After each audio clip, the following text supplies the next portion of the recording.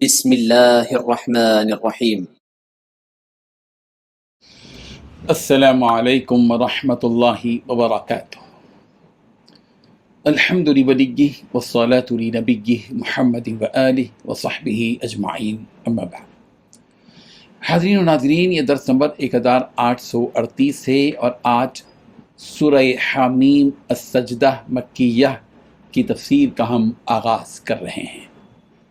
آج 4 آیتوں کی تلاوت کی جائے گی، آیت نمبر 1 تا 4۔ چلے سب سے پہلے ہم ان 4 آیتوں کی تلاوت کرتے ہیں، لفظی ترجمے اور ترجمے کے بعد تشریح کرتے ہیں۔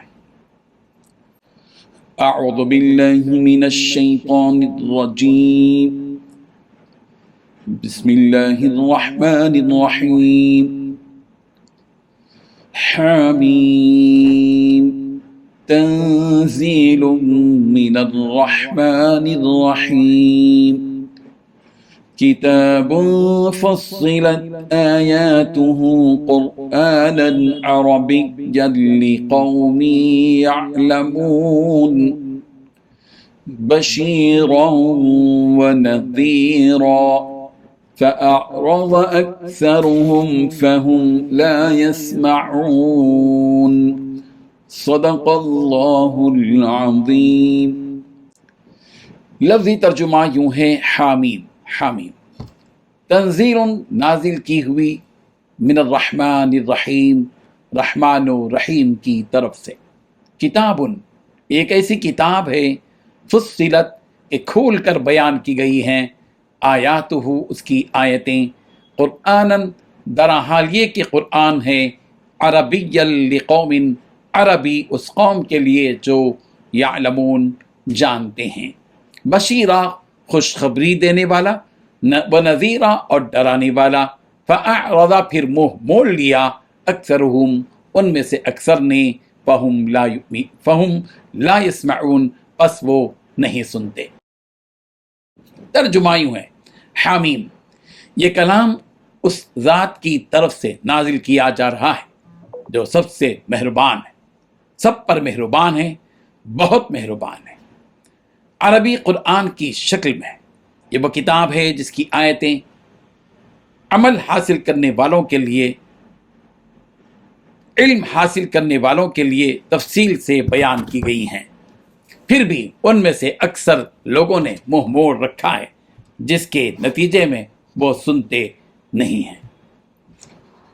ان 4 آیتوں میں 4 باتیں بیان کی گئی ہیں۔ پہلی بات، یہ کلام اس ذات باری کی طرف سے نازل کیا جا رہا ہے جو ساری مخلوق پر مہربان، بہت ہی مہربان ہے۔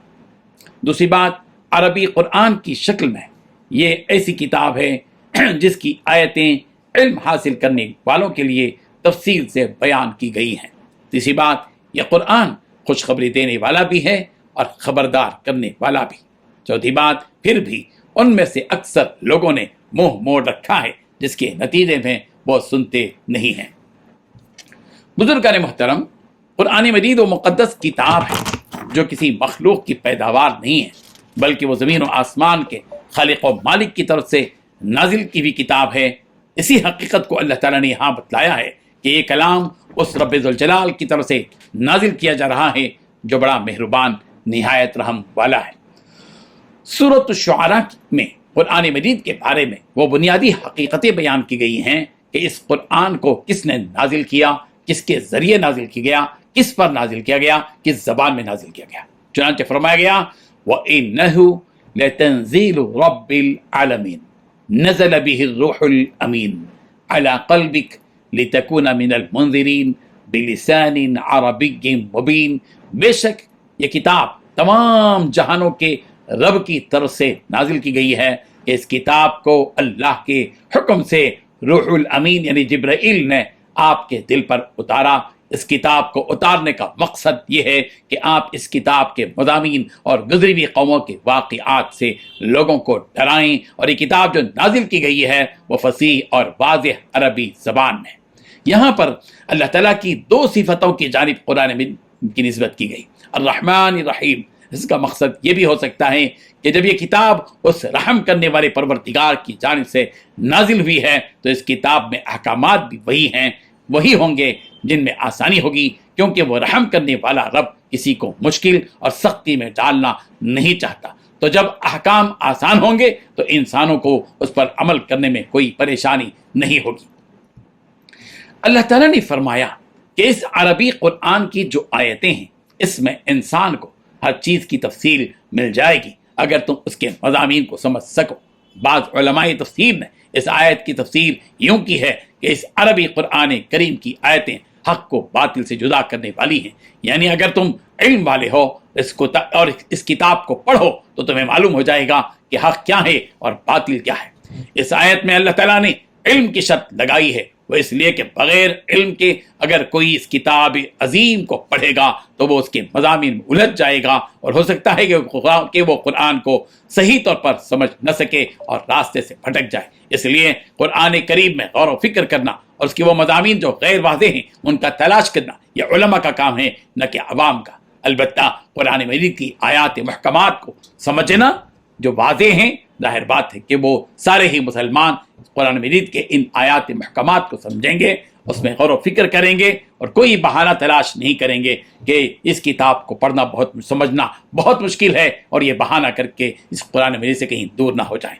قرآن مجید کی مختلف تفسیریں مختلف علماء کے ذریعے لکھی گئی ہیں تاکہ انہیں اس کلام کو سمجھنے میں آسانی ہو، اور اس تفسیر کا مقصد ہی یہی ہے، یہ ساری تفاسیر لکھنے کا، کہ قرآن مجید کو آسان لفظوں میں سمجھا جائے۔ اللہ تعالیٰ نے فرمایا کہ یہ کتاب انسانوں کو آخرت کے عذاب سے ڈرانے والی بھی ہے اور جنت کی نعمتوں کی خوشخبری دینے والی بھی ہے۔ یہ قرآن کریم کا ایک اعجاز ہے کہ دو متضاد چیزیں، ڈرانا اور خوشخبری دینا، ایک ہی جگہ جمع ہیں، ورنہ کسی کتاب میں یہ دونوں صفتیں ایک ساتھ جمع ہونا ناممکن ہے۔ اللہ تعالیٰ فرما رہے ہیں کہ اس طرح واضح کتاب کے آنے کے باوجود بھی کافی لوگ اس کتاب سے منہ موڑے ہوئے ہیں، اور حال یہ ہے کہ جب کتاب ان کے سامنے پڑھی جاتی ہے تو اسے سنتے تک نہیں۔ حضرت جابر بن عبداللہ رضی اللہ عنہ سے مروی ہے کہ ایک دن قریش جمع ہوئے اور کہا کہ ایک ایسے آدمی کو تلاش کرو جو جادو، کہانت اور شعر کہنا اچھی طرح سے جانتا ہو، تاکہ وہ محمد صلی اللہ علیہ وسلم کے پاس جائے کہ جس نے ہماری جماعت میں پھوٹ ڈال دی ہے اور ہمارے معاملے کو بکھیر دیا ہے اور ہمارے دین کو عیبدار بنا دیا ہے، وہ جائے اور ان سے بات کرے، پھر دیکھے کہ وہ اس ماہر شخص کا کیا جواب دیتے ہیں۔ جب یہ مشورہ ہوا تو سب نے کہا کہ ہماری نظر میں ایسا شخص تو بس ایک ہی ہے اور وہ ہے عتبہ بن ربیعہ۔ پھر سب نے کہا ہاں تم اے ابو الولید، پھر اس کے بعد تم ہی جا سکتے ہو۔ پھر اس کے بعد وہ نبی رحمت ہم کے پاس آیا اور کہا کہ محمد تم بہتر ہو یا تمہارے والد عبداللہ، تم بہتر ہو یا تمہارے دادا عبد المطلب۔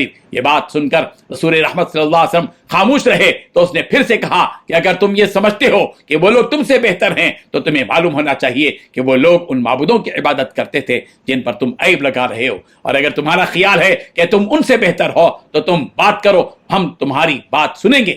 اللہ کی قسم ہم نے تم سے زیادہ اپنی قوم کو داغدار کرنے والا اور اس کا برا چاہنے والا نہیں دیکھا کہ تم نے ہماری جماعت میں پھوٹ ڈال دی اور ہمارے معاملات کو متفرق کر دیا اور ہمارے ساتھ اور ہمیں سارے عرب میں رسوا کر دیا، یہاں تک کہ ان میں یہ بات مشہور ہو گئی کہ قریش میں ایک جادوگر اور ایک کاہن ہے۔ اللہ کی قسم ہم بس اس بات کے منتظر ہیں کہ کسی حاملہ عورت کی آواز آئے اور پھر ایک دوسرے کے درمیان تلواریں چلنے لگے۔ پھر اس نے کہا کہ اے آدمی، اگر تمہارا ایسا کرنے سے مقصد اپنی معاشی ضرورت کو پورا کرنا ہے تو ہم تمہارے لیے اتنا مال جمع کر دیں گے کہ تم سب سے زیادہ قریش میں مالدار ہو جاؤ، یا پھر تم کسی لڑکی سے شادی کرنا چاہتے ہو تو قریش کی جن عورتوں سے تم شادی کرنا چاہتے ہو ہم کرا دیں گے، تم 10 شادیاں کر لو ہم کرا دیں گے۔ پھر جب اس نے یہ سب کچھ کہہ دیا تو آپ علیہ الصلوۃ والتسلیم نے فرمایا کہ تیری بات ختم ہو گئی؟ اس نے کہا ہاں۔ پھر رسول اللہ صلی اللہ علیہ وسلم نے یہ آیتیں تلاوت فرمائی، حامیم تنزیل من الرحمن الرحیم